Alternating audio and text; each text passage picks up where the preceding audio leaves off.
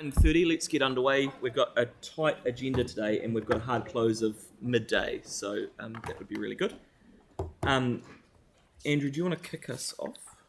Is it? Well, I'd just like to... I should just say also we've got James and Kelly on Zoom as well. So. Oh, yeah. Hi there, James. Hi, Kelly. And Yanni is not here yet. And neither is Kelly. Yeah. Kelly? Okay, great. And we've got our QV here, so we'll welcome Brendan and Chris. So the plan is they've got about a 20-minute presentation, because as you know, the valuations come into effect for this next annual plan. They're going to run through that. Then we've got 10 minutes of questions.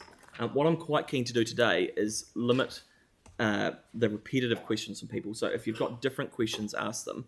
But I want everyone to have an opportunity as opposed to that. And I'll repeat that when Yanni gets here as well. So... yeah, if you want to kick into it, that'd be great. Okay, thanks. So valuation's obviously an important part of our whole rating system.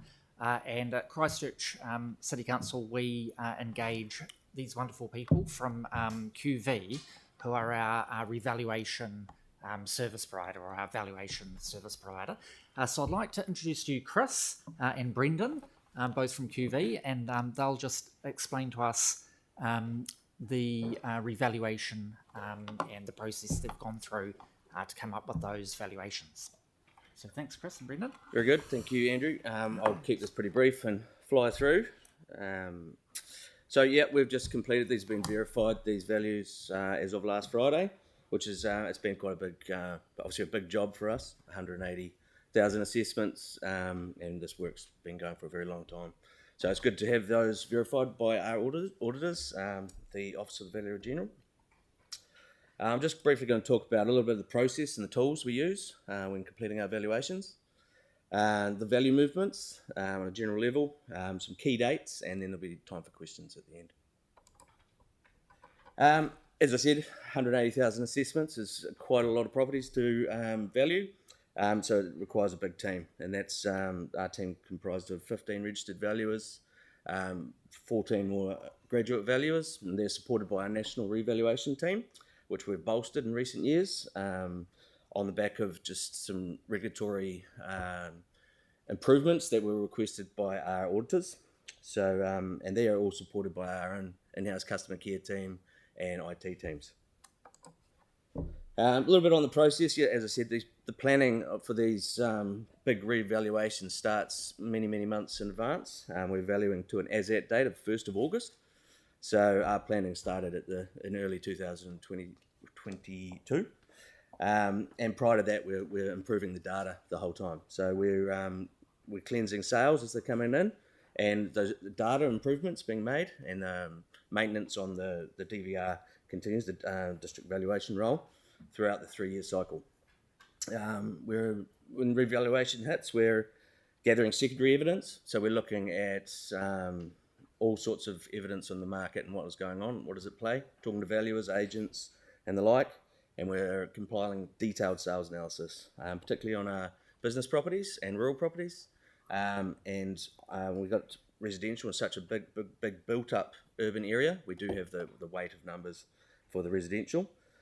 We then go out and we set the market adjustments relative to those sales, and then we verify those values. So we're out in the field and online checking those, and then we're continuously making adjustments and looking at that market just as at that date, because it's a very complicated market for us.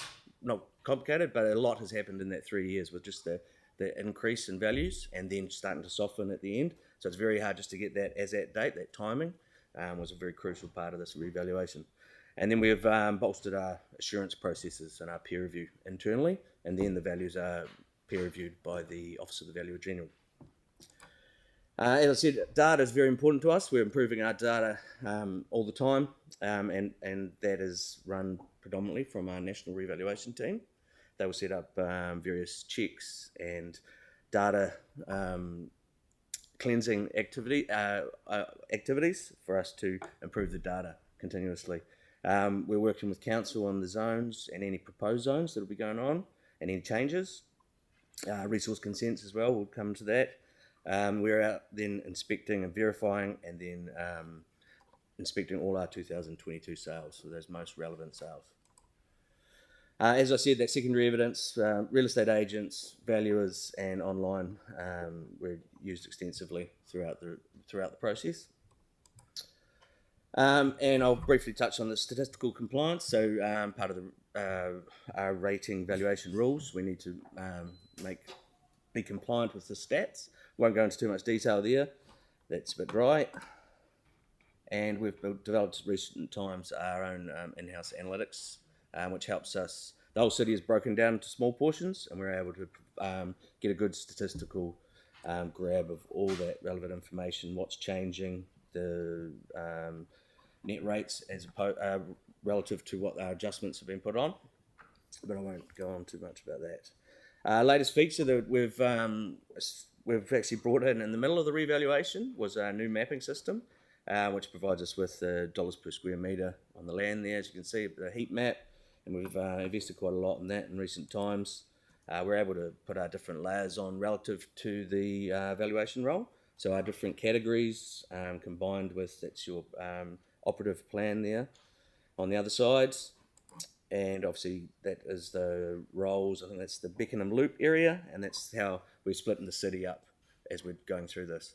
It's split up into different roles, and within those roles there's sales groups as well, and how that market is performing. And there it is, it's the Akaroa area and the various layers on there. So very, very proud of that mapping that we've developed in recent times. And we actually got council in to help us out when it was getting done. So there's just a picture of them getting involved, which is good to see. And sorry, I alluded on that the peer review process, we have an internal peer review. This has been bolstered up in recent times. So our experienced valuers reviewing it, and then it gets reviewed again by the Office of the Valuer General, and there's a bit of back and forth there. So handing over to Brendan. Brendan's going to talk to you about the residential commercial property sectors. Okay. Yeah, so I guess one of the key things that everyone needs to know about the rating valuations is that the effective date of the valuation is the 1st of August 2022. So it's that snapshot in time, what were values at that date. Obviously, we've had a really changing market. Post-COVID, interest rates were really low, and values are cranking. We saw huge increases throughout the country. And with New Zealand, the peak kind of hit around the end of 2021, start of 2022. In Christchurch itself, we've kind of seen the peak around January to April in 2022. And that's, values are now softening. Interest rates are increasing. There's inflation. It's taken that heat out of the market completely. So with the residential property market, we're seeing a 49% increase since August 2019. Obviously, residential is the bulk of the city, so 85% of the properties in Christchurch are residential, and that makes up 69% of the value. I think one of the other areas of the market as well is the townhouses. That market is seeing probably more of a decrease than your average kind of house. There's quite a large supply of those being built in the last few years.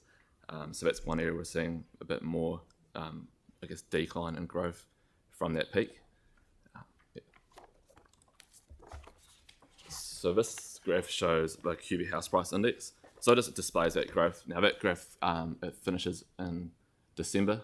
So just kind of showing how the market played out. The black line at the top is New Zealand, with Christchurch down below. So you can see that peak was around the start of 2022. It has come down a little bit, but not so much compared to the rest of the country. The whole reval date being centred around the 1st of August 2022 does make things confusing for some people. Like the values were coming out this week to the public, and if we just use the QV house price index as an indicator, it kind of shows that values have dropped 2% from the effective date of valuation to today, or we could say that for Christchurch they've dropped about 6% from the peak if we're talking to today. Whereas New Zealand as a whole has dropped about 11% from the peak of the market up to today. That just shows the house price index again, but it just shows more the average values on that graph. So it's much the same shape, it's just showing what the average values are. The average price at the reval date was 700. Oh, sorry, this is the current value, isn't it? That's December, yeah. Yeah. So the December average value was 758,000. But for our reval date, the average house price for Christchurch was sitting around 770,000. So it has come back a little bit. The commercial market obviously makes up a much smaller portion in terms of numbers, but commercial industrial properties do have higher values. We're still seeing large increases from 2019 in the commercial industrial sector, mostly driven by lower yields in the market. Although throughout 2022 we did start to see a bit of softening in yields there, so yields coming up and values coming down. Overall, the commercial values have gone up 22.9%, while industrial has gone up 26.2%. One of the areas in the CBD we're seeing increased rents back in the market, where the last revaluation we actually decreased rents by quite a bit. But the story last time in 2019 was an oversupply of office space, and with less office space being built, it's kind of filled up a bit more in the last 3 years or so. So the rents have gone up there. We have seen some growth in values there, particularly. Chris, I'll pass back to you. In the rural sector, not a lot of properties, predominantly on the peninsula. There's also 2,222 lifestyle properties in the district, and that is probably a big talking point here. The lifestyle has outperformed the residential on average, just slightly, and that's a trend we've noticed nationally. Not as affected by the interest rates and the home ownership there. Pastoral market has 489 properties, and that's been held up in part, a lot of that by that lifestyle influence, particularly out in the peninsula. And we're seeing good demand for properties with a lovely view of the sea, which why wouldn't you? Generally a lack of listings now in Banks Peninsula. A pretty steady number of sales coming in over the 3-year cycle. There's a revaluation overview.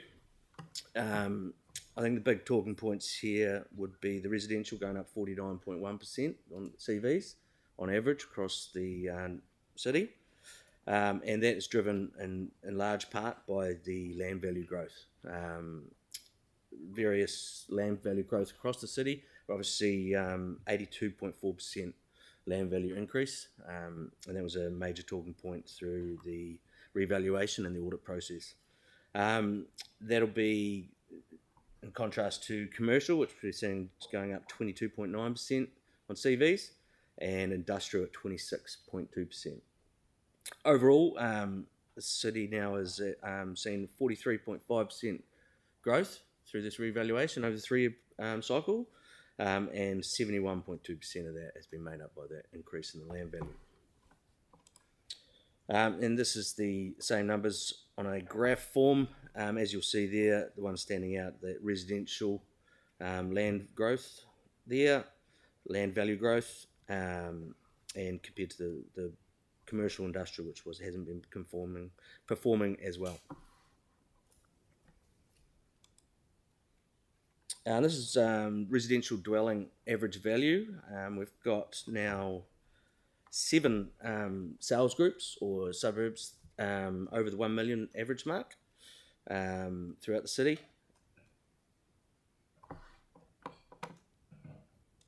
And here's the value change throughout. And as you can see, that orange lines there are the land value growth, driving much of that value growth across the city. And that's having a larger increase within the lower value areas. So they've come up at a higher rate than the higher value areas. And it's just that affordability and entry-level first home buyers and investment property buyers driving a lot of that.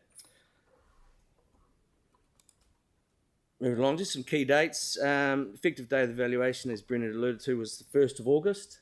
So that's a really important message for all homeowners out there, that the market has continued to soften since that date. And these values that have been now verified by the Office of the Valuer General will be for rating purposes and used from the 1st of July 2023. And the public notice will go out tomorrow. be notified of that, the homeowners, and owners' notices will be submitted in the post from the 8th of February. Everyone who has a homeowner or is a ratepayer has the option to object to their rating valuations if they don't agree with it, and this period of objection is left open until the 16th of March 2023. That's about it from us. If anyone had any questions, please fire away. Thank you very much. That's a really useful and concise presentation. I think Dawn was going to mention something first. Just not just for elected members' benefit, but also for our public if they are watching. This valuation process is a requirement that local authorities have to do by statute every 3 years. It's not a matter of choice for us. It's something that we have to do. And obviously we employ an independent body to do that on our behalf. So the clarity, just to make sure you're aware of that. Thanks. Great. So we've got a bit of time for questions. I just had one, which was around the objection period. So I don't know if you want to flick back just to that last slide you had. So that one there, so it's got objection period closes 16th of March. Do you want to just talk us through, so if people are concerned about their value, they might object in that time, and then what happens then? So all information will be on the owner's notices that goes out to owners. They can lodge an objection on our website or just by contacting council and forwarding them on to us. We will inspect every property. We'll have an on-site inspection of every property that a homeowner will object to, and then there'll be a revaluation of that individual property based on the sales. We'll take a closer look at that property. Sometimes the homeowner's completed new work that they want accounted for on that, so we will take into account the new kitchen and bathroom that they've put in. These are all things we wouldn't get on a building consent. We wouldn't have that information available to us. So in terms of timing, though, will that be? I mean, do you rule on that pretty quickly, or do you revalue pretty quickly? I'm just thinking we'll strike our annual plan effective 1st of July. Yep.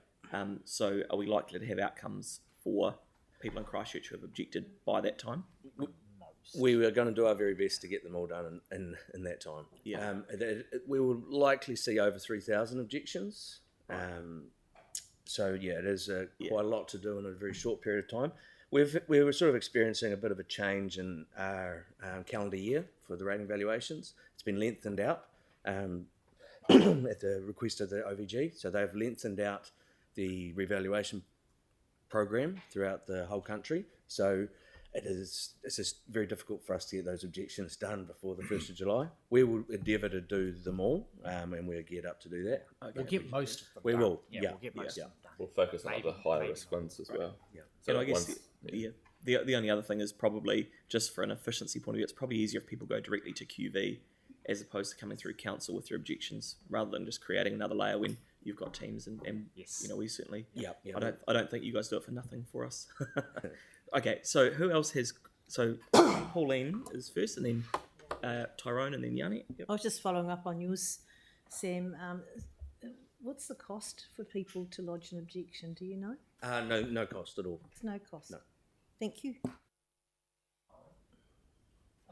Just on that, do you think you've got a big enough sample size to be able to determine the price change accurately?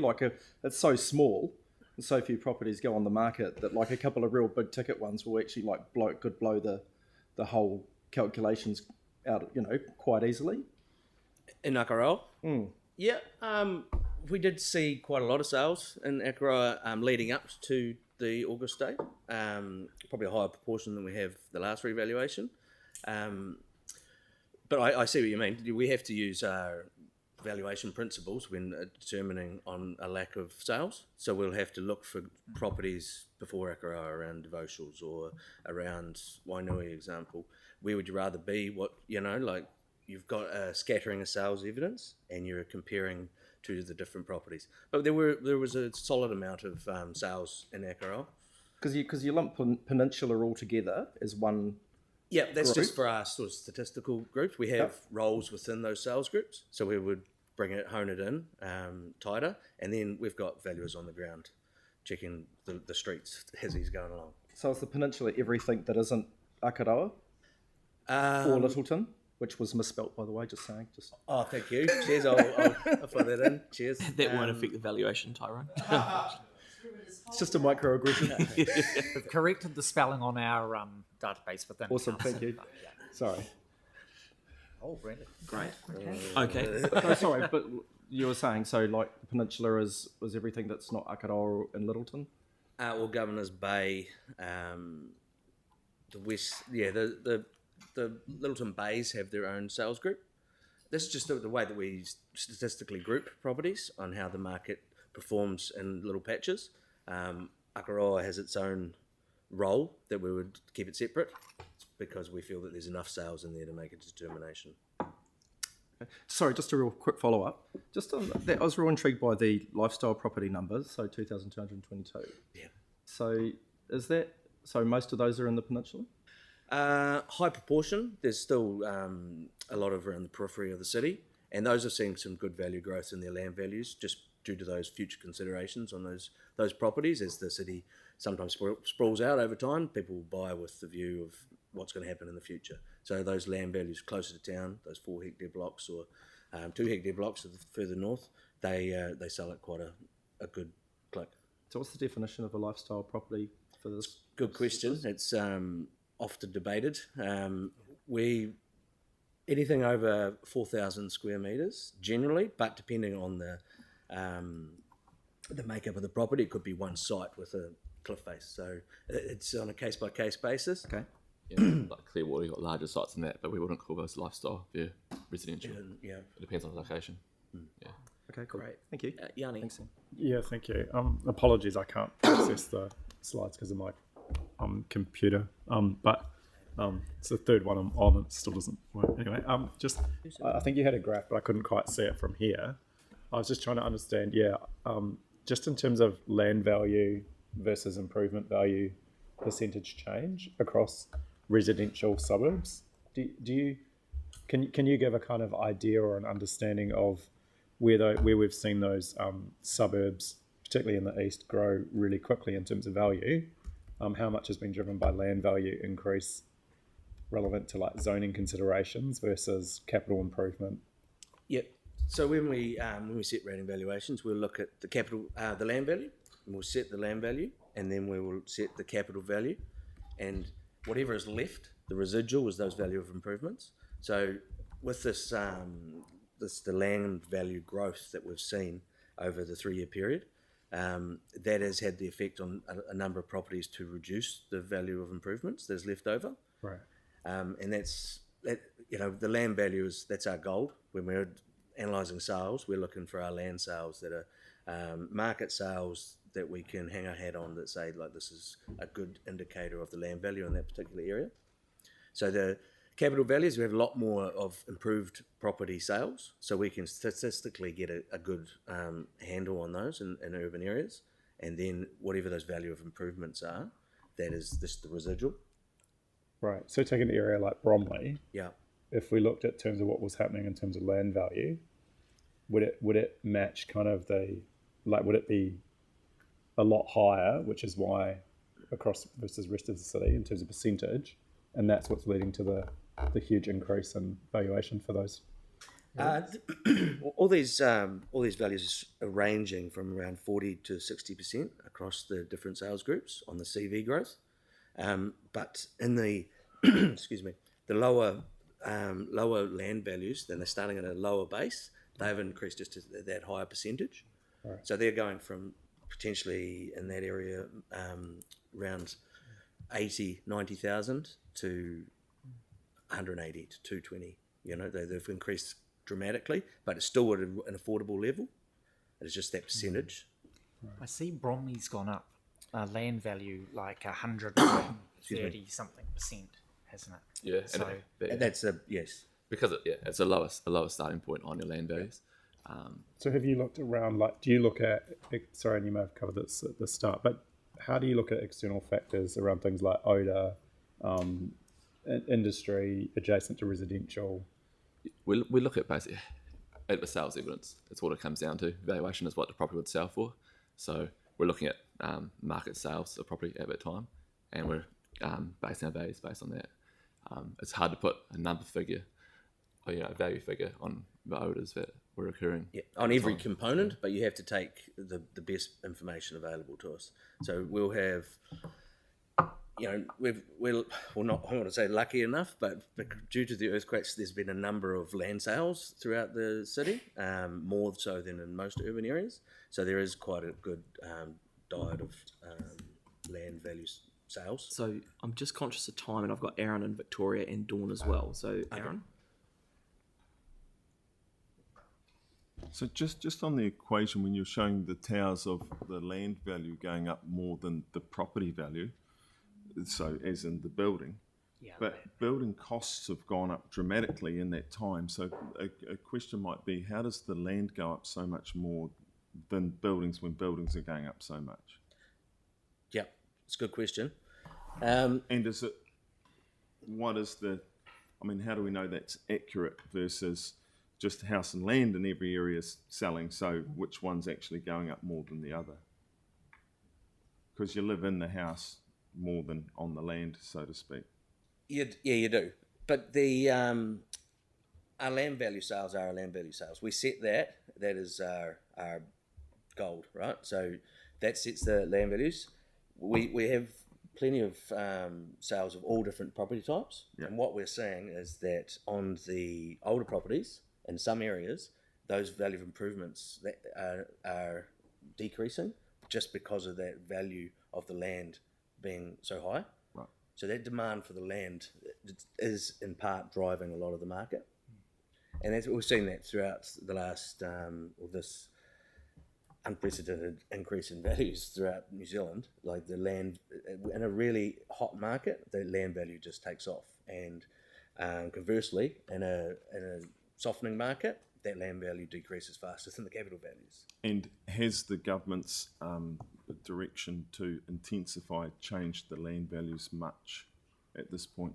Another good question. Well, obviously you guys did not adopt that, but I You're did. about to be forced to. So. Yes, I know. Yeah, I'm aware. But I think you've got a good plan here. You know, we're a flat area of land that is well zoned, so it's not as required as many other cities, in my opinion.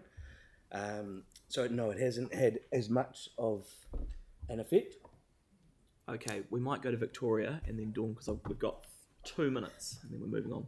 Oh, thanks, Sam. I noticed on the rural slide you mentioned that there was good demand for properties with close proximity to the coastline. I'm just interested to know whether there's any comment to make in respect of residential properties with proximity to coastline or low-lying areas, given some of the extreme weather and the climate change considerations that are top of people's minds. I'm just curious to know about that. Yep. So a lot of those lifestyle properties with the coastlines have a spectacular view, and we've just been experiencing a really strong market leading into August, and good features seem to increase values exponentially at that time. And likewise, we in a good strong market, your marginal land is still increasing. It's people, but in a softening market, they will become a bit more pickier because of the supply and options available. So that's just a broad statement. We haven't seen any fire sales of land, no, due to flooding or any natural hazard risks. Okay, we haven't got time. So we've got Dawn and then we're going to have to move on. Yep. So this is probably a question that the public would ask if they were sat in the room. If you go to the graph, which is the residential, and you're seeing the dip, and you talked about a 2% drop, and it's a point in time when the valuation is done, and that point in time was relatively high to what's happening in the market currently. I think the public could get quite angry of saying you're overvaluing, when in reality the market is going one way at the moment. Can you just respond to that, please? I guess one way to put it is that the whole city has been treated the same as at that point in time. So no one's been treated unfairly, I suppose. It's at that time, it's the time that we, by law, had to value it by. So the decreases are all relative, so to speak. So I think you mentioned there was like a 2% drop since the August Yes. sort of valuation date. But you could argue that every property's kind of come down by that 2%. Therefore, it's Yeah, I mean every the segment. pie's still split the same way. Yeah, I mean different segments of the market will act differently. Yeah, but Okay. but- And there is an objection process as well. So. yes. Okay, very good. Hey, well, thank you both very much for coming in and running through that. And like I say, we'll be all the councillors, when they get contacted, as they will no doubt, will be sure to send their complaints to you. So, Very good. More than welcome. Thank you. Cheers. Thank you very much. Thank you. Thanks, Chris. Thanks, Brendan. Great. Peter, do you want to come through and set the scene? And